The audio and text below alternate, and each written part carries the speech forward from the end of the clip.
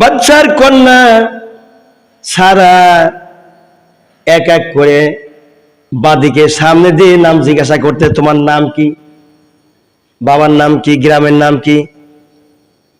যে যুবককে পছন্দ হচ্ছে ওই যুবককে জিজ্ঞাসা করতেছে মাঠের ভিতরে খোলামেলা জায়গায়। হযরতে সারা আলাইহিস সালাতু ওয়াস সালামের কোন যুবককে পছন্দ হলো না। শেষ পর্যন্ত সারা আলাইহিস সালাম যখন বিদায় নেবেন ময়দান থেকে, কোনায় দেখা যায় একটা ময়লা জাতীয় পোশাক পরে বসা রয়েছে এক যুবক, কিন্তু তার মুখ তেমন দেখা যায় না। বাদিকে সারা আলাইহিস সালাম বলতেছেন এই যুবককে তাকাতে বলো দেখি যুবক কি। ওই যুবক তো দেখা হলো না। যুবক যখন তাকাইলো দেখা যায় কপালের মধ্যে মুহাম্মদের নূর চমকাইতেছে। কেননা তার কপালের নূরটি ইসমাইল আলাইহিস সালামের কপালে এসে গেছে। আর এই ইসমাইল আলাইহিস সালামের বংশ থেকে আমার নবী মুহাম্মদ সাল্লাল্লাহু আলাইহি ওয়াসাল্লাম দুনিয়াতে আসবেন। সেই জন্য মা সারা আলাইহিস সালাতু ওয়াস সালাম জিজ্ঞাসা করলেন নিজেই। তখন বাকি যত যুবক দেখেছে বাদীর মাধ্যম দিয়ে জিজ্ঞাসা করেছে নাম ঠিকানা। আর ইব্রাহিম আলাইহিস সালামের চেহারা দেখে হযরতে সারা আলাইহিস সালাম সরাসরি জিজ্ঞাসা করছে আপনার নাম কি। হযরতে ইব্রাহিম সালাম বলেন আমার নাম ইব্রাহিম। মা সারা আলাইহিস সালাম বলেন আপনি কি সেই ইব্রাহিম যে ইব্রাহিমকে বাদশা নমরুদ আগুনের মধ্যে ফেলাইছিল? ইব্রাহিম সালাম শুধু এতটুকুন বললেন আপনার ধারণাটা ঠিক। তিনি গর্ব করলেন না যে আমি অমুক নবী, আমাকে পুরাতে পারি নাই।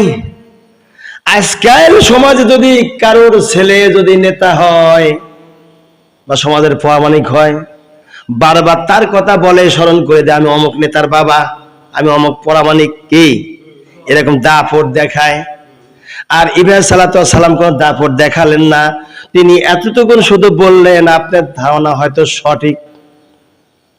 জিজ্ঞাসা করলেন আপনার বাবাই তো ছিল আজর, যার নাম তারেক। জি আপনার ধারণা ঠিক। এবার বাদশার কন্যা সারা আলাইহিস সালাম নিজে হাতে ইব্রাহিম সালাতু ওয়াস সালামকে মুক্তা মালা পরাইয়া দিলে। ময়দানের মধ্যে হইচই শুরু হয়ে গেল।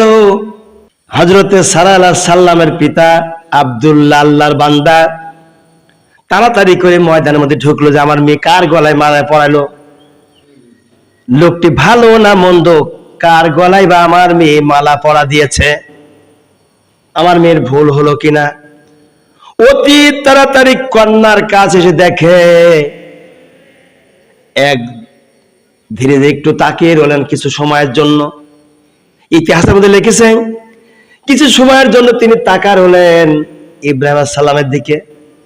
তারপরে কন্যার দিকে সে বলছে মা সারা, যাকে তুমি মুক্তা মালা পরা দিয়েছো তোমার ভাগ্য বড় ভালো। 14 পুরুষ যদি অতিবাহিত হয়ে যায় এরকম যুবক আল্লাহর জমিনে পাওয়া যাবে না। মা তুমি খুব ভালো মানুষকে মুক্তার মালা পরা দিয়েছ। ইব্রাহিম সালামকে বাড়ি নিয়ে গেলেন। রাজকীয় ভাবে তিনি জন্ম নিয়েছিলেন, রাজকীয় ভাবে তিনি লালন পালন হয়েছিলেন। আবার রাজকীয় দরবার শরীফে গিয়ে তার বিয়ে হলো ধুমধাড়াক্কার সাথে।